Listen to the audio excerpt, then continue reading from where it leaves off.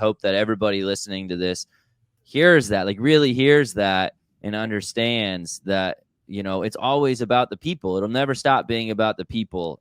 Yeah. No, and as a side note of that, right, I think of like swimming fast. We haven't said anything about X's and O's yet, right? And look, I have a master's in physiology. I can put out, man, amazing, beautiful, colorful spreadsheets and training plans, and I can go nuts on that, right? But if we don't have a relationship, it won't matter, right? So to me, there has to be box one, and it's a two-way street, right? Always is. Welcome to the Swim Strong, to highlight inspiring people doing amazing things in the Swim Strong family and in the greater swim community. All right, I'm here with Coach Arthur Albiero from Louisville University, and he has been there for the last 21 years doing some incredible things with this program that a lot of people may not be aware of, and I'm excited for him to get to share those things. But Arthur, before we dive into your background and story, we got to do our rapid fire questions. Are you ready? I guess I need to be, right? Yes, sir. Let's go. First question. What is your favorite candy bar? Man, I love white chocolate. I'm non-discriminatory. Any white chocolate. I'm in. How about your favorite cartoon character of all time? Oh, I like Speedy Gonzalez. That guy is fast, man. It's a good pick. How about your favorite restaurant to go to before a swim meet? We love sushi around here, so that's our go-to. Doesn't have to be a swim meet. We find a good excuse to go to sushi. If you were stranded on a deserted island and you could only pick two people from the Louisville Swim and Dive staff, who are you taking to give you the best chance of survival? I'm going to pass on this one. That you're going to put me in trouble here. It's like asking which one of my three kids my favorite. Like, no, just who gives you the best chance of survival? Who gives you the best chance of survival? Can't answer that. It depends, right? It depends. Each one has different strengths. It's I'll start alone. I'll bring my wife. How's that? My wife and I, we're a good team. There you go. All right. How about you had to choose any celebrity in the world to hang out with for a day? Who would it be? Not much of a celebrity kind of guy. I really like U2. So, maybe hang out with Bono for a minute, There you go. That might be cool. Yeah. And last one, if you were not a swim coach, what career would you be doing right now? I'd probably be running some business of some type, lots of different interests. I think that's part of what we do it's really much more than swim coaching, right? In college setting is being a CEO of an organization. So I could use these skills in a lot of different places, Awesome. Yeah. Yes, sir. Well, great job with the rapid fire questions.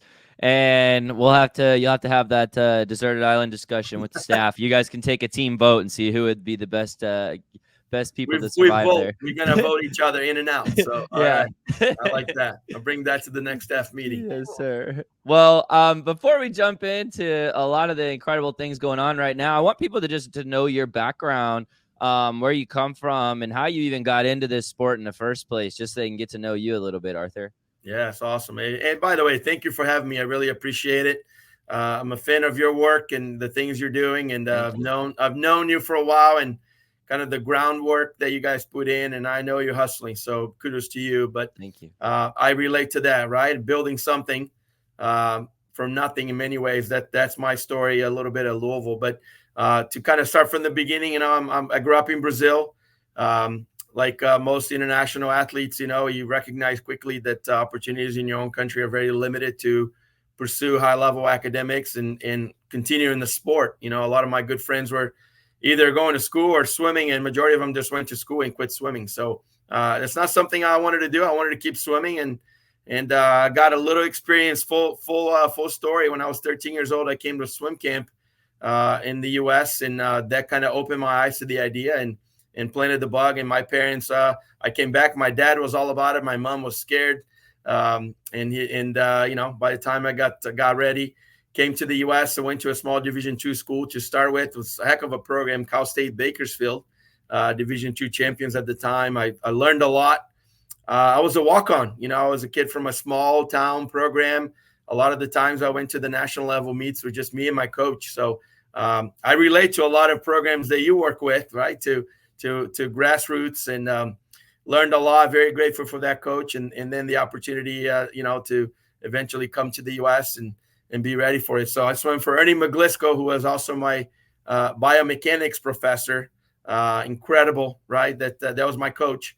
And then in my freshman year, he left, and I didn't know what to do. I was a little lost, and he encouraged me to transfer to a school in Michigan, Oakland University. Mm-hmm. Never knew anything about Michigan. It's cold up there. And, growing up in Brazil, living in California, now I'm going to Michigan. I didn't think twice. I was so excited about swimming and learning, and he really put a good words, like, you really should look into this. And Coach Pete Hovland, who retired recently from Oakland University, and had a great experience there. More importantly, met my wife there. My wife's from Ohio, and she was a swimmer on the team captain, and we hit it off right away, and here we are, 30 plus years we've been together now, and kind of built our life here. So, but from Oakland, I graduated, and I started working at Kenyon College. And we were young family and recently married, and had a little baby boy, and we're trying to figure out how to make ends meet. And I got hired to go coach at Kenyon College for 8 equal payments of $500. I made $4,000 the first year, and I loved it. I loved every moment of it. Right, Coach Jim Steen at Kenyon College was an incredible, just a winner. Right, this guy motivates people. Just the history. Right, by the time I came around, he already had ton of NCAA titles and an amazing culture. So I was the beneficiary of all these programs I walked into, right? Bakersfield was NCAA champion at the time, D2. Oakland went on to win the next 3 titles, and, and I was part of it. And then I go to Kenyon College, another championship program, multiple national titles. The men won their 20th straight when I was there, right? So wow. I walked into this culture, and I learned a ton and loved every minute of it. So about 3 years later, got a chance to go to Alabama, and got hired as the bottom of the barrel assistant coach at Alabama, and cook, clean, iron, whatever needed to be done, I was in, and never been afraid to work. So became associate head coach there, and eventually got a call from a good friend. Hey, Louisville has an opening. You should look into it. And my true response was, Louis who? Like, where is this? I don't know anything about it, right? And I think that's natural. It's amazing, right? Because it's an amazing city, and I knew nothing about it. And now, as you talk to anybody who lives here, it's like, man, this is nobody wants to live, right? You live in Louisville, you don't want to go elsewhere. Maybe kids go to school out of the places. Everybody comes back and live here, right? Because it's such an amazing place, a great place to raise a family. If you love athletics, I mean, there's no better place. So that's my story, and I took a program. At the time, Louisville was dormant. We're going to use that word. The program wasn't funded on the men's side for sure. We had one assistant coach who had a 6-lane, 25-yard pool. Not a whole lot was going on here. And they were new athletic department, new AD, and they were investing in all sports. And I came from my interview. I was very skeptical. And I was here for 2 days. At the end of the first day, my heart changed. And it was like, whoa, I see something in here, right? For me, for my wife, for our kids, as a family. We had 3 little kids at the time. And it's like, this could be an amazing experience for us, right? So I was crazy enough to believe in it. And, my AD says we want to win. And at the time, we were getting ready. We were in Conference USA, memory lane. And hey, we're getting ready to move to the Big East in a couple of years, and we want to put a program to win the Big East. Are you the man for the job? And he stuck his hand out there, right? I'm like, yes, right? And when you're 29 years old, you know everything, right? At 50 plus years, soon to be 51, I know less things now, right? So, but that was a vision, right? And I think it's a great story from the standpoint of seeing something when it's not there. Right. And I think in many ways, that's the way we coach. That's the way we put belief in people. Right. Is create the vision in what we see realistically. Right. Like realistically. But somebody asked me, a couple of weeks into the job, I'm trying to figure out what the paper clips are. And And it's a nightmare, right? Like it's a good people, but they're not here because they wanted to swim for me, right? So that's called conflict right away. And I gave everybody a free slate, and we started building. I didn't get hired until August 16th. So that first Oh, year was wow. like, whatever I got is what I got, and we're gonna go with that, right? And man, we swam great. Those kids swam great, had a great experience, and and then we start building from there. But early beginnings, somebody asked me, "What's your goal?" And that early stage, I said, as a 29-year-old coach who knows a lot, I said we can be top 20 in no time. And you know what? Once I said it, it's like, okay, then we got to go make good on it, right? And we went to Yeah. work, and then, right, and then, but that's the power of adjusting your goals and your target, and then we finally cracked the top 20, and then we were battling to get in the top 15, and we finally did it. And then it's like, okay, how do we go top 10? And then we did that, and like, okay, top five, okay, top 4, right? Like, how do we get to the next thing, right? It's kind of what we are now. It's like, okay, the next thing, right? It's how do we go have a shot, line up and have a shot at winning the thing, right? Yeah. Like it's the natural progression. How do we get there? How do we solve for X? Yeah. That's X. What's so you're First of all, thanks for sharing all that. It's an incredible story, and one that a lot of people probably had no idea about if they're going through the recruiting process and getting to know you. And I'm sure, like, asking questions, they can find those things out. But people don't know all of the work put in behind the scenes, and they never will. Like, they'll never completely understand. Can you give a little bit of, I mean, you fast forwarded through, 21 years of building a program right there and being now a perennial powerhouse, top 5 in the country program. But obviously that didn't just happen, and it's not nearly as easy as you made it sound, because there's so much, I'm sure, that's gone into it. Can you give a little bit of background or insight into maybe the life of a college coach, like the things you had to go through to get to where you are? What are the things that like allowed you to build that? That was the, so to speak, X factor, because I think every coach comes into a college head coaching position with a dream of being as successful as they can and lifting this program from nowhere to somewhere. But most of the time it doesn't happen. I mean, that's pretty rare. It's extremely rare. It's usually the same 10 teams in the top 10 year after year after year after year. And because people have more resources, people have like well-known names and programs, and there's just there's money involved. Like, there's so many different things that can put schools at a disadvantage and make them make excuses for like, oh, we can never actually get up there. This is kind of our comfort zone is going to be top 30 is going to be the best we can do. And you never said that. So like, give us some insight into the ugly years.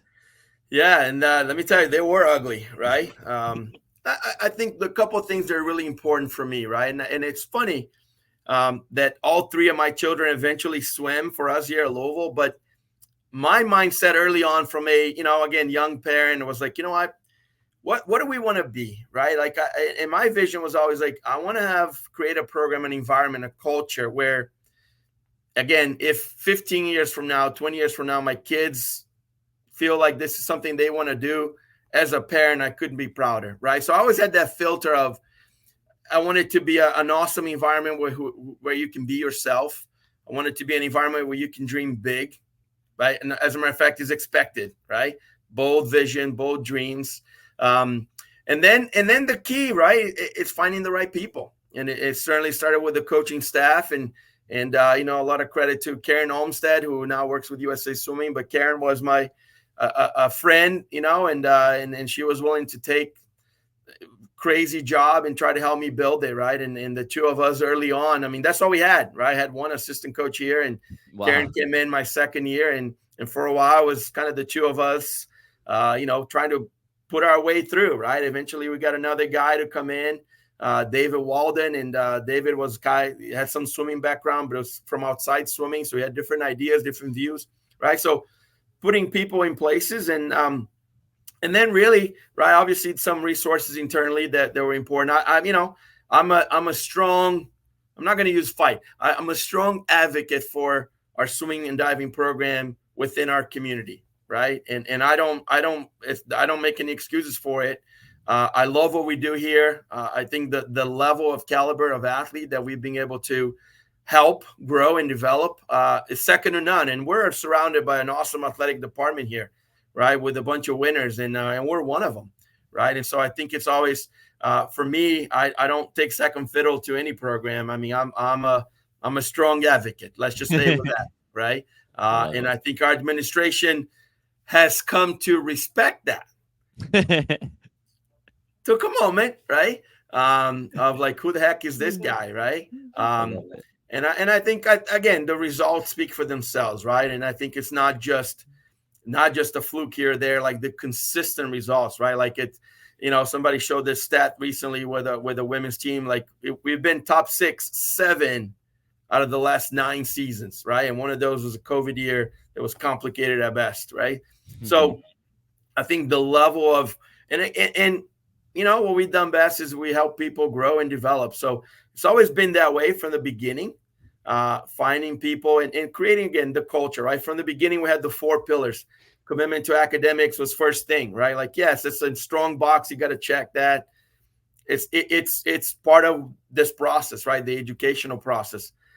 Maybe as a freshman, you don't value that as much. Your parents value that, but as a kid, you're like, yeah, sure, I'll go to school, right? But I really want to swim, right? Certainly, it was my story early on, right?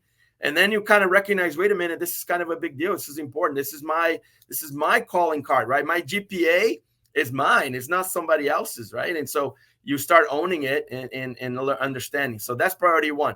A close second for us, though, is this idea of being committed to your development as an athlete, right? And I use this little sentence: burning desire. If it's not burning, that is not Louisville swimming, right? It's simple. So there's a personality that fits us in finding those people early on. Thirdly, it was a commitment to the team. It's a team setting, men and women, swimming and diving. That's what I loved about my collegiate experience, right? Coming from a small club, swimming with me and my coach in most of the meets, to then all of a sudden I line up and everybody's screaming my name, and my swim impacts the relay, which impacts the outcome of the meet. It was like, whoa, this is crazy, right? But I loved it, right? It brought the best out of me. So that's probably why I'm still in it, because I love the team. I love building teams. I love being part of, something that's way bigger than yourself, right? And you recognize you impact it, but it also impacts you, right? So, but it takes work, it takes commitment. And then, the fourth one was, hey, especially, again, 20 plus years ago, the world is a little different, right? It's like commitment to what we call social responsibility. Just represent each other, represent the university, represent your family name first and foremost, right? So the decisions you make as a young 18-year-old are important, right? And again, this is not a different conversation. That it's the same one I've had with my own children, right? Like, hey, you're going to figure this out. That's part of the process. Yeah, you're not going to get it all right. We understand that, right? But I think the key for us, right, the big glue for all of it for me has always been about relationships, right? So we'll go to the end of the earth for you, right? If you communicate and you let us know what you need, I mean, we'll find a way to do it.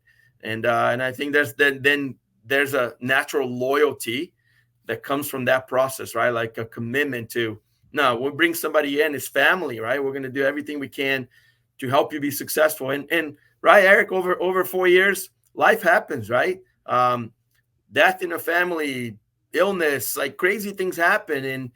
And man, we're here, right? We're here, we're part of it. And I think that's, the people that have gone through it and are doing amazing success in other areas of life, really recognize, the environment that they came from, and who they became because of it. That's so interesting to me to hear you use the word family and to talk about relationships as the biggest key over the last 21 years of the success at Louisville, because I so strongly believe in that. We use the word Swim Strong Dryland family all the time, so the kids and the families and the coaches, they know we have their backs. It's not just a dryland program, it's much more than that. And so but that makes it fun. Like, it makes it special, it makes it fun, and it gives you an environment where you're free to just be yourself, and people are going to support you and be with you the whole way. And anyway, the reason that's so striking to me is just because even a high level NCAA program,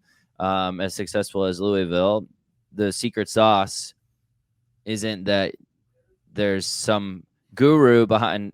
I do think you're a guru, but it's not that you didn't. Your answer wasn't that you know everything about swimming and you're incredible at teaching it, and that's how the program built. Your answer was relationships, and I just hope that everybody listening to this hears that, like really hears that, and understands that, you know, it's always about the people. It'll never stop being about the people. And I appreciate you sharing that. And I'm wondering if you can talk about how you knew coaching was your calling. Because like that's, to me, that's people who are in coaching should have that mindset. Sadly, not everybody does.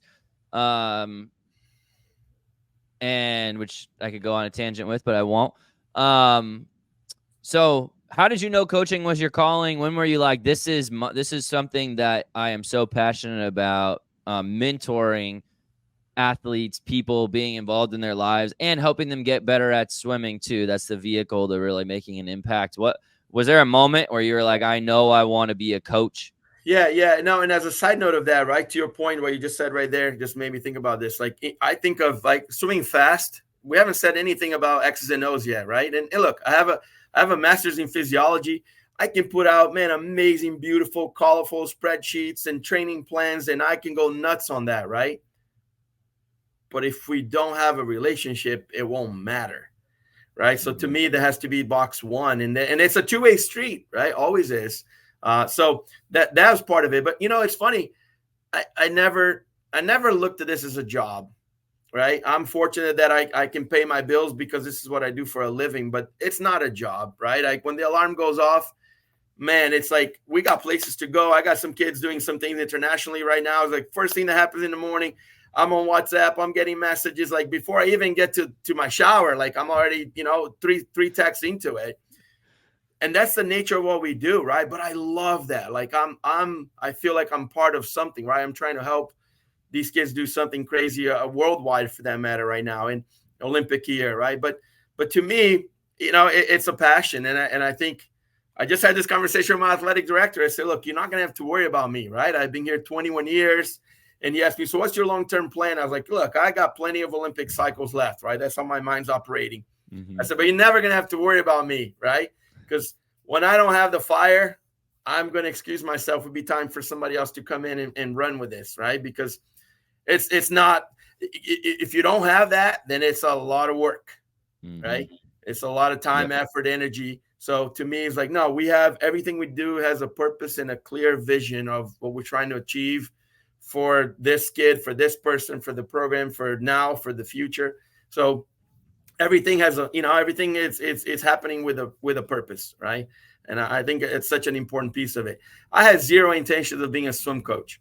That was not on my probably top 10 things I wanted to do. Never thought about it, right? But then my junior, senior year, I was team captain, and you kind of recognize that you play a role. So then all of a sudden, like I'm helping the younger guys. You know, there's something happened off hours, you know, I'm trying to manage that. Right. So you kind of take on a different role quickly, and require some maturity to step into those moments. And I enjoyed that, right? I enjoy being in that situation where I felt like, hey, I'm making decisions that are impacting all these people, and they're trusting me. Right. So one thing led to another. And honestly, ending up at Kenyon College after I graduated, I could have stayed at Oakland, and I had a teaching assistantship that was going to pay for my master's, and I was going to teach some classes, and I could have, you know, maybe being a part-time coach on the side for fun, but it was not a priority. And then when it was Jim's team at Kenyon College, right? When I sat down with Jim, he kind of got me in a whole different mindset, and he read right through me, and he's like, man, you love this thing, don't you? And I'm like, well, yeah, but I have a wife and a kid. Like I gotta pay the bills, you know? And he goes, there's gotta be a way to do it. Right. And so, and I ended up swimming a little bit on my own, my first semester at Kenyon, you know? And so it was kind of swimming in my own terms. Mm-hmm. And I got to learn some things from the dry side and then try to apply in the water myself. And just kind of gave me a whole different perspective, you know? So, and honestly, Jim was the one that said, Arthur, you know, you're good at this. Like you just know how to read. And he never talked about X's and O's necessarily. You know, I'm a young coach. He's like, no, you're able to connect with people. That's your personality, right? Like that's coaching. That's a big part of this. And that's what he did, right? So I think he encouraged me early on, and then and I learned so much. I mean, Division III men, 72 swimmers, 3 coaches, 2 practices per afternoon, right? You're coaching everybody. So it's like a little bit of the, which group do you coach? No, at Kenyon College, everybody does everything. Everybody. Yeah. That's what I kind of, Louisville, there's still a little bit of that flavor that I don't want to put coaches in boxes, even though, yes, we have tendencies and we have, some given day, 6, 7, 8 groups going on. People are doing what they need to be doing. But as coaches, we are here facilitating, right? A little bit of everything. So that's kind of what got me into this. And then, and just watching people be successful, right? That's my drug of choice, right? There's nothing more exciting than to watch somebody do something crazy, right? And honestly, that's been Louisville swimming. Shocked the world, right? Early days, we were nobodies, nowhere to be found. And we're just showing up, and people are like, who the heck is this person? Somebody just got on the A final at U.S. National, Summer National. Who the heck is that, right? And it's like, hey, Louisville, right? And we keep building, right? And then Kelsey Warrow shows up, and Zach Harding. Oh, who are these guys? They were nobodies out of high school, but they became U.S. Olympians, right? And I think it's the environment that's absolutely served them well, right? And but all the credit is theirs, right? We give the tools to a lot of people. Not everybody uses them, right? Yeah. No, that makes a lot of sense. And I'm talking a little bit about give you a space to talk about just the success of Louisville, because I do want to do a little bit of X's and O's. You guys have had great success in the water. You can see the Olympic banner behind you. You can see that there are and I've heard that there have been so many successful teams in the last decade, that took a lot of years to build. But talk a little bit about the success at Louisville, things that people don't know about, things that they're like, that happened at Louisville? Yeah, look, the one key moment, right? This is probably a career moment. Not probably, it is career moment. 2017 Worlds. I got to be part of Team USA on the staff. I got to be 2015 Pan Ams was my first time on the staff. And then 16 short course Worlds, I was actually head coach for Team USA. That was quite an experience, right? And then, but then go to 17 and, Budapest World Championships, and I got to be on the staff. And, we got a couple, we got two young ladies on the team. So at the end of the first day, this is I'm fast forwarding the night. First lead off of U.S. 400 free relays, a young lady by the name of Mallory Comerford. Mallory was a 50-point freestyler out of Kalamazoo, Michigan.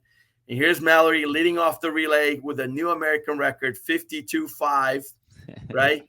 Broke the American record. It didn't look as good because Sarah Sostrom went 51.8, 3 lanes over. And we're like, oh, come on, why are we behind? I was like, no, wait, that was an American record, right? Fastest female ever. And but the second person on the relay is Kelsey Warrow.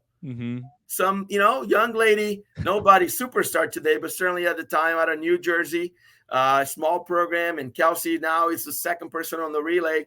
Then the relay goes, the next one, you might have known the name Katie Ledecky is third on the relay. And then the anchor is Simone Manuel, right? And we beat Australia, break the American record. Mallory leads off with with the American record. 2 girls from Louisville on the relay in the biggest stage.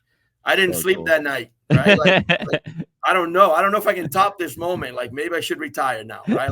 Like, we have reached it, right? So, but to me, that moment was a culmination, obviously, of, from the early days of 2003 on how we got there. It was just very special, right? That the vision we created was actually coming to fruition at the highest stages, so definitely a pretty cool moment, and just we had a heck of a streak there in 2012. Our first NCAA champion was a young man in the 200 breaststroke, actually, Carlos Almeida, who was really good as a senior, but you got to know his story. As a freshman, he came in and he got dead last at NCAAs in the 200 breaststroke. I kid you not. Wow. Dead last, right? And we did have a conversation. I said, Carlos, give me one good reason as to why you could not come back here and win this thing. And he was shocked, right? Because he was feeling defeated. He was dead last. And here's this crazy coach that throws that at him. And it probably, he will tell you, probably change his trajectory a little bit, right? Because I didn't give him time to feel sorry for himself. And whether he actually won that or not, I mean, the fact that who he became in that process was already amazing, right? But to put an exclamation point, he won that 200 breast in 2012, our first top 10 finish, right? That was who the heck are these guys, right? Where do they come from? And then we had a heck of a streak for many years in there where we had NCAA champions, Joao DeLuca, 200 free in 2013, 2014, 200 free and 100 free, 2015, Kelsey Worrell, right? Broke American record, first woman ever under 50 seconds. I know now there's a lot of faster people out there, but at the time, nobody's ever seen anything like that, right? And then Mallory coming forward, won a couple. She won the 200 free 3 years in a row, added the 100 free her last year, right? And then this little young man, little Nick Albiero kid, wins the 200 fly, second fastest time in history, right? So to me, it's not about one event or one gender. It's like just what we do best. We work with people, right? And if they have the goods to get there, man, that's one thing we pride ourselves. We'll squeeze everything out of it. We're going to help you be truly, right, maximize everything you have. And that's been the foundation of our program, right? That's how we got here. That's incredible. And if you go on Louisville Swim and Dive website and like if you click on just click on Arthur's name and you're going to see under there, the bio is the longest bio I've ever seen because it's essentially like a story of Louisville Swim and Dive. I mean, it's a book. And I love it. And I was going through it and just like, oh my gosh, they have everything on here. And it's just so much pride in what you guys do and the people that you've been able to serve and coach. And something you brought up multiple times throughout this podcast is your family, and whether it be your wife or your kids. And can you talk about how big of a role they've played in this journey and how much you stress? So you talk about the Louisville family and the swim team, but then you also talked a little bit ago too about representing your family name, right? Yes, and yes. So that's something that you've been doing as well. And you had multiple kids obviously swimming for you and with you, and your wife also being a club swim coach. You guys are a swimming family, but so how do you balance the family and the swim family? You know, there's never a speech that I start with that I don't thank my family, right? I start my standard. I thank God for the opportunity to come to Louisville because, again, my initial bonehead, 29 years of age, knowing everything, that was not a consideration for me. And just the way things played out, and a good friend of mine who was a great mentor really put in a good word, right, for me to come and visit and see a lot of things here. And that's, here we are. My wife, right, I think she knows the game. Doesn't mean she loves it all the time, right, in the time, effort, energy. But, I mean, she's the rock, right? She's the one that really kept the kids in line. And, I was hustling, man. I was trying to build the program, and it took all of it, right? Took all of it. And she was always behind the scenes. And sometimes me talk me off the ledge, and something didn't go my way, especially in the recruiting trail. I'm like, okay, that's it. I'm not going anywhere. I'm beating my head against the wall. And she's like, hey, she gives me a little pep talk and just tough, just a tough woman. I mean, she did an Ironman a few years ago, like with zero previous preparation until she decided, I'm going to do an Ironman and train for a little over a year and freaking, it was awesome. Like I clap. I have zero intentions of doing that, but I was so impressed, right? She's just tough. That's who she is, right? Process, detail, stay with it, fight through it. And I think our kids kind of grew up with that mentality, right? So we take great pride in work and consistency and honesty, right? And I think so. Our three of our kids, one of the greatest comments, my oldest son's 29 now, and we have a little grandson, so we're going through a whole different world now. But my oldest son at the time, he said, when he came to Louisville and he swam here, and he said, one of the best things that happened was I got to finally understand why you're putting the hours that you were, right? And I couldn't understand why you're not home. And then I got to be a beneficiary of that on the other side and understood how much time, effort, energy you put on building the program, on managing the people that are there, and gave me a whole different appreciation of what you do. That was probably one of the coolest things, right? That he got to see that. So, and he was a walk-on. He was a fighter, man. He's, he had a hip replacement at age 14. I mean, he's our freaking warrior kid. Wow. He had to fight for a lot of things in life. He's very grateful. That's who he is, right?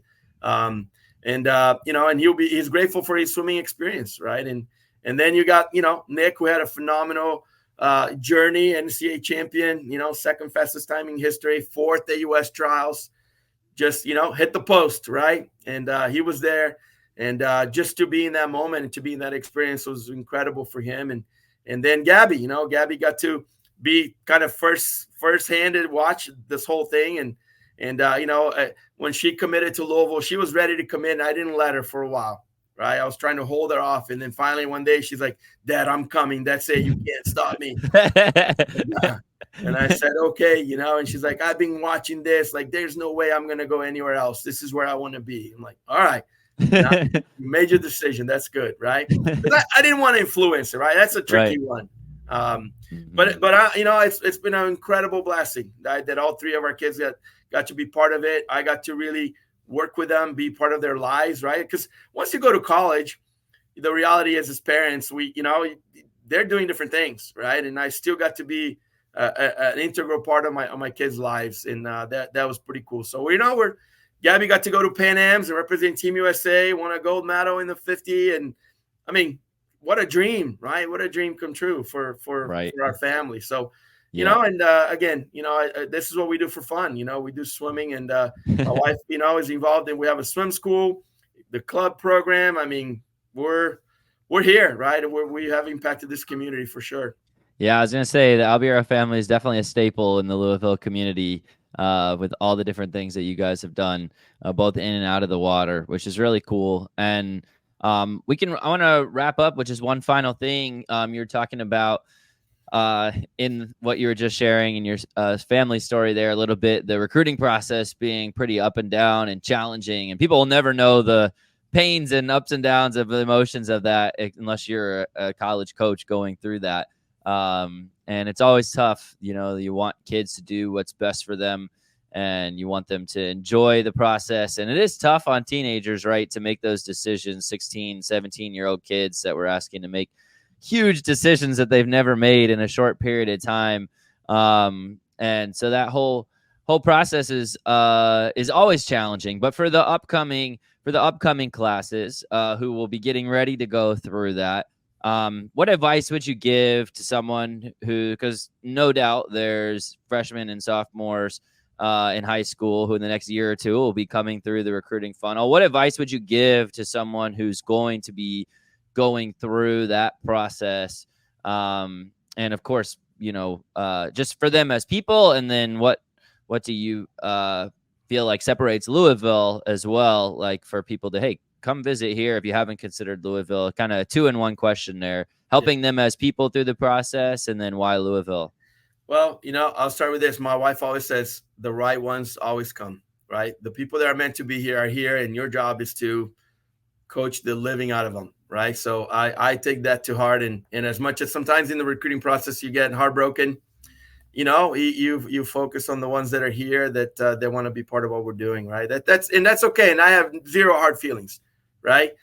We play hard for sure, but it's zero hard feelings. I cheer for the kids, right, that turn me down and elsewhere. I mean, I wanted to be successful. I see them on deck, and some of them are now national team members, older, and I mean, we're still have an opportunity. I worked with a number of them in different national teams. So it's professional, right? 100%. I mean, but I think that the biggest thing is like, do your homework, right? Do your homework. There's a lot of recruiting hype out there. So I can be a little old school in this sense of like, do your homework, ask questions, right? The brochure always looks nice, right? the Instagram account always looks nice. And look, we take great pride, right? And we're trying to do a better job on that to just show who we are. But I think do your homework, talk to people, right? Go visit, ask questions, talk to the team members, talk to, you don't have to go all these formal process. I mean, find out, hey, there's a kid on the team and maybe there's a connection from parent to parent. Like, parents, reach out to other parents of kids on the team, right? Hear their thoughts. I mean, I think that's part of do the homework and really, right? It is, you said it perfectly. It's a very important decision. We all know that. And having had 3 kids go through it, and, I've lived this vicariously through, almost 30 years that I've been involved in college coaching. I think the key is when you do your homework, then you know what you're getting into, right? And I think that's such a big part of it is like, don't, and people throw different things at you, like, no, just focus on what's important for you. And I know when I ask somebody a question, they say, oh, academics, but what does that really mean? Oh, this diploma is great. Well, if you think a diploma on the wall is going to be the key to your things, you got it coming for you, right? In real life, that's not it, right? I mean, maybe it opens a door for you, but after that, you better have the hustle, right? Yeah. You better have the energy. You better bring the fire, right, to that job interview. And that's what we try to do here, right? Like swimming, in my mind, it's swimming fast is inevitable. If we check all those other boxes and we'll create all, follow the plan, follow the systems. It's just a matter of, it's not if, it's just when. Yeah. Right.